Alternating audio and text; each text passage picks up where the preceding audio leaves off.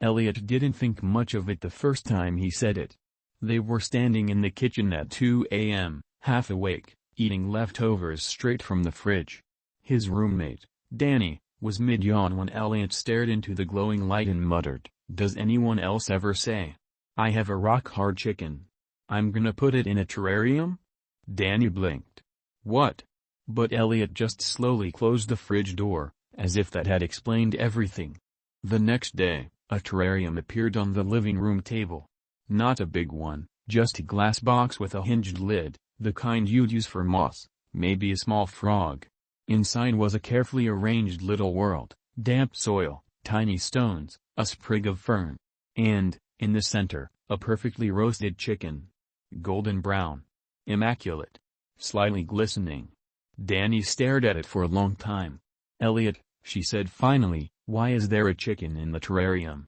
Elliot didn't look up from his laptop. "It's thriving. Thriving. Yeah. I think it likes the humidity." Over the next few days, things escalated. Elliot began misting the chicken twice daily with a spray bottle. He installed a tiny heat lamp above the terrarium. He whispered to it sometimes, soft, encouraging words like, "You're doing great, and grow strong." "Grow into what?" Danny demanded. Elliot paused. "We'll see." Then one morning, Danny noticed something strange. There were feathers. Not on the chicken, around it. Scattered lightly across the soil, as if something inside the terrarium had moved. "Elliot," she said slowly, "did you add feathers?" Elliot looked genuinely confused. "No." They both turned toward the terrarium. The chicken sat exactly as before.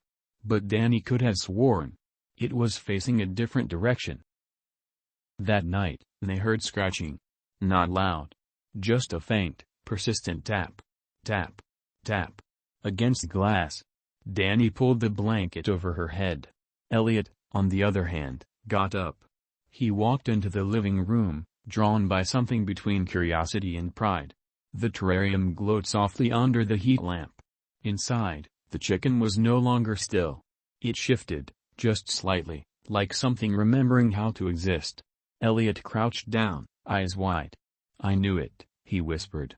The chicken tilted. And for a brief, impossible moment, it looked directly at him. The next morning, the terrarium was empty.